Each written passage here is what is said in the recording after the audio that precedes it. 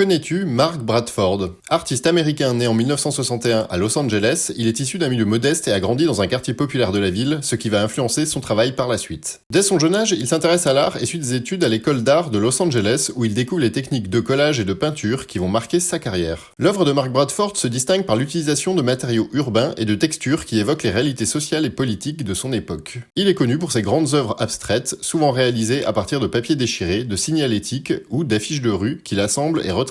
Ces œuvres, loin d'être simplement décoratives, sont un moyen pour l'artiste de traiter des thèmes comme la marginalité, l'identité et les luttes sociales. Par exemple, avec Helter Skelter, Bradford utilise des affiches de rue et les superpose pour créer une surface texturée, tout en les manipulant pour former des motifs tourbillonnants. Cette œuvre évoque le climat tendu des États-Unis, où la fragmentation de la société et les traces laissées par des conflits sociaux se manifestent dans les espaces urbains. Dans Pickett's Charge, Bradford crée une immense toile abstraite, inspirée par la bataille de Gettysburg et le concept de conflit. Mais plutôt que de représenter des scènes figuratives, il explore la violence et l'intensité émotionnelle de l'événement à travers des couches de matériaux comme du papier, des morceaux de bois et de la peinture. Les motifs abstraits évoquent des champs de bataille dévastés et des traces de destruction. Pickett's Charge joue sur l'idée de mémoire historique tout en soulignant les aspects invisibles de l'histoire, en particulier la violence qui façonne les relations raciales en Amérique. Finalement, bien que profondément ancré dans l'histoire américaine, son art dépasse les frontières nationales et offre une réflexion universelle sur les questions d'identité, de violence et de résistance. Cependant, pensez-vous que l'on peut vraiment saisir l'ampleur de ces enjeux uniquement à travers des œuvres non figuratives? Est-ce que la représentation abstraite offre justement une forme plus percutante de résistance et de réflexion? Donnez-moi votre avis en commentaire et n'hésitez pas à liker et partager la vidéo si elle vous a plu. À bientôt!